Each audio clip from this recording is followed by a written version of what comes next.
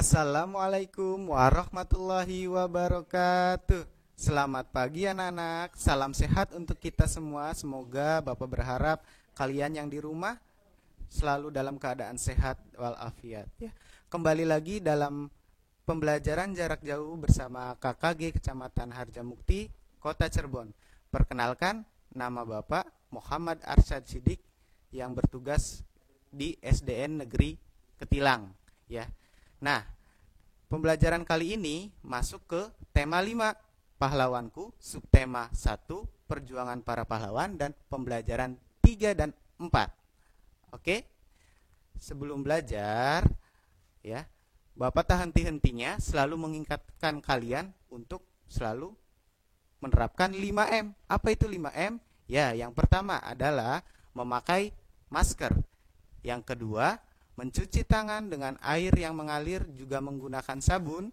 Yang ketiga, menjaga jarak antara satu dengan yang lainnya minimal 1,5 meter dan menghindari kerumunan. Dan yang terakhir adalah mengurangi mobilitas. Jadi kalian yang tidak ada kepentingan kegiatan di rumah, lebih baik selalu berada di rumah, belajar di rumah, dan bermain di rumah ya. Semoga jika kita selalu menerapkan 5M, insya Allah kita akan terhindar dari virus 19 ini.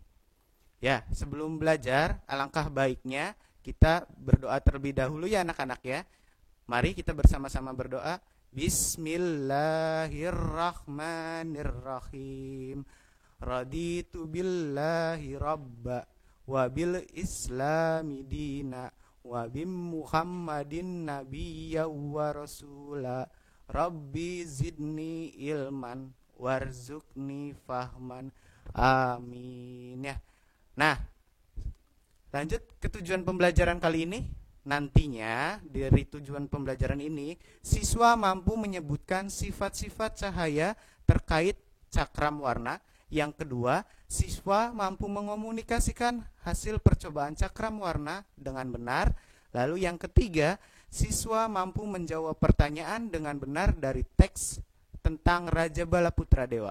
Yang keempat, setelah menjawab pertanyaan tentang teks Raja Bala Putra Dewa, siswa mampu menceritakan teks dengan bahasanya sendiri.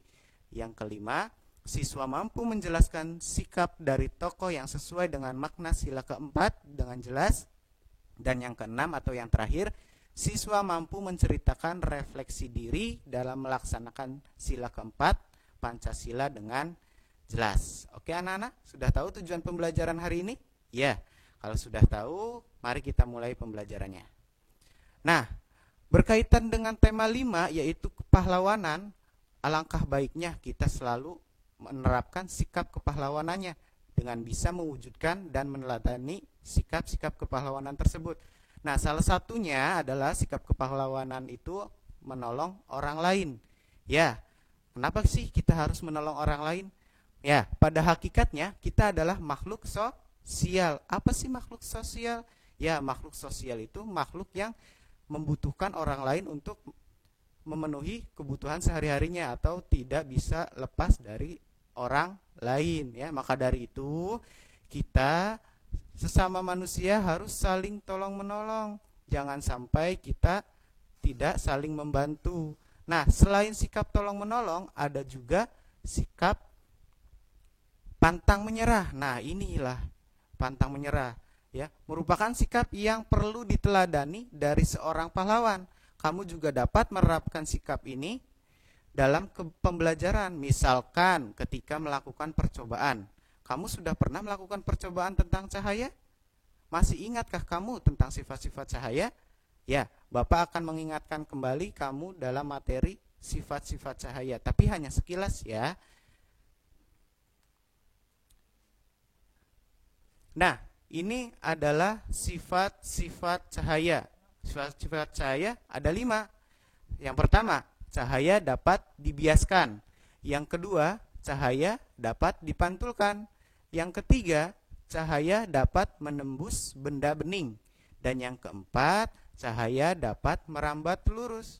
Dan yang terakhir atau yang kelima, cahaya dapat diuraikan. Nah, berkaitan dengan cahaya nih ya, kita tidak bisa lepas dari yang namanya sinar matahari atau matahari, karena matahari selalu memberikan cahayanya setiap hari kepada kita. Nah, ini cahaya matahari ya. Nah, Bapak punya pertanyaan nih. Menurut kalian, ya, sinar matahari itu berwarna apa ya? Wah, merah, oranye, atau putih? Juga ada yang jawab putih, ya. Tapi pada dasarnya cahaya matahari yang terlihat oleh kita sebenarnya terdiri dari atau berbagai macam warna. Hal tersebut dapat dibuktikan dengan cara menguraikan cahaya matahari. Nah, salah satu caranya bisa menggunakan cakram warna. Ayo kita coba membuat cakram warna. Perhatikan ya. Nah, di sini membuat cakram warna. Ada 5 prosedur untuk membuat cakram warna. Yang pertama, buatlah sebuah lingkaran pada kertas karton dengan menggunakan jangka atau gelas seperti pada gambar tuh di sampingnya, ya. Jadi kamu bisa membuat lingkarannya di atas kertas karton dengan alat yang berbentuk melingkar. Yang kedua, potong lingkaran menggunakan gunting. Nah, tadi sketsa lingkaran yang kalian sudah gambar, kamu guntinglah ya menggunakan gunting dengan mengikuti sketsanya. Lalu yang ketiga, bagilah lingkaran menjadi 7 bagian, lalu berilah warna pada masing-masing bagian tersebut. Nah, pada gambar di situ sudah ada 7 warna tuh. Ada warna apa saja? Ada merah, oranye, kuning, hijau, biru, ungu, ya. Ada macam-macam warna. Lalu ada juga yang keempat nih, cara yang keempat. Buatlah 2 lubang di bagian tengah kertas, kemudian pasang sebuah benang atau tali kasur pada lubang tersebut. Nah, gitu. Seperti gangsing ya, nanti bentuknya seperti itu. Lalu yang kelima, yang terakhir, putar cakram tersebut dengan menggunakan talinya, mengendurkan talinya. Jadi ditarik, diulur, sehingga cakramnya berputar. Nah, ketika cakram itu berputar, otomatis warna yang ada 7 tadi akan diuraikan. Jadi tidak masing-masing warna terpisah, jadi diuraikan menjadi satu kesatuan. Itulah ya. Lanjut. Nah, selanjutnya ada cerita tentang Raja Bala Putra Dewa loh. Ini adalah sosok Raja Bala Putra Dewa. Ya, sosoknya sangat gagah, pemberani, dan berkarisma sekali. Nah, ayo kita kenalan dengan Raja Bala Putra Dewa melalui ceritanya. Nah, di sini ada cerita tentang Raja Bala Putra Dewa, ya. Raja dari kerajaan Sriwijaya. Ada di mana sih letak Sriwijaya? Ada yang tahu? Ya, benar. Ada di Pulau Sumatera, ya. Nah, lanjut ke ceritanya. Raja Bala Putra Dewa menjadi raja kerajaan Sriwijaya sekitar tahun 850 Masehi ini. Wah, sudah lama sekali ya. Pada saat pemerintah Raja Bala Putra Dewa, kerajaan Sriwijaya mencapai puncak kejayaannya loh dalam bidang ekonomi, pendidikan, dan kebudayaan, ya. Raja Bala Putra Dewa juga berjuang membangun armada laut yang kuat loh. Tindakan itu bertujuan supaya jalur pelayaran di wilayah Sriwijaya menjadi aman. Banyak dari pedagang merasa aman ketika singgah. Peningkatan ekonomi diperoleh dari pembayaran upeti, pajak, maupun keuntungan dari hasil perdagangan itu sendiri.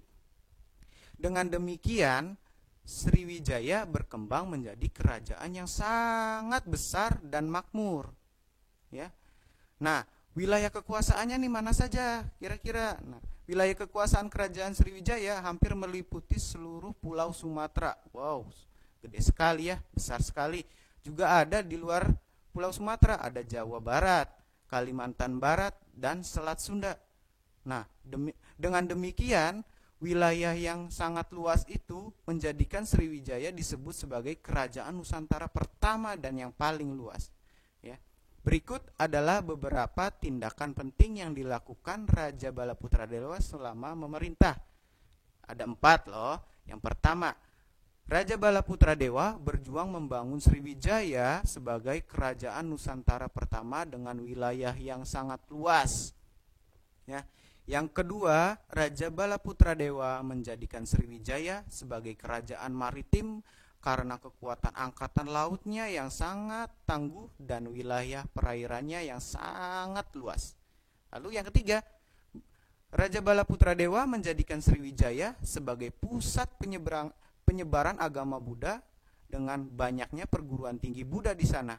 Dan yang terakhir atau yang keempat, Raja Balaputra Dewa menjadikan Sriwijaya sebagai pusat perdagangan sehingga banyak kapal asing dari luar negeri singgah untuk berjualan atau mengirim barang dagangannya di sana. Ya. Nah, selain itu, Raja Balaputra Dewa sendiri memiliki sikap kepahlawanan. Apa saja sih yang dimiliki oleh Raja Balaputra Dewa sikap kepahlawanannya? Yuk kita kenali lebih lanjut. Nah, sikap kepahlawanan yang dimiliki oleh Raja Balaputra Dewa yaitu yang pertama pemberani, ya. Yang kedua pantang menyerah. Yang ketiga juga jujur. Nah, Bapak berharap kalian anak-anak semua juga memiliki sikap-sikap kepahlawanan seperti Raja Balaputra Dewa, ya, agar diri kalian menjadi pemberani, pantang menyerah, juga jujur, ya. Selanjutnya selain sikap yang dimiliki Raja Balaputra Dewa, juga Bapak berharap kalian bisa menjadi seseorang yang memiliki sikap kepahlawanan yang lain. Yuk kita lihat sikap kepahlawanan yang lain. Nah, di sini sikap kepahlawanan yang harus kita teladani dan terapkan dalam kehidupan sehari-hari nih. Yang pertama, berani. Kita harus berani loh, ya. Yang kedua, rela berkorban. Yang ketiga, membela kebenaran dan keadilan. Yang keempat, cinta tanah air. Yang kelima, berjiwa besar.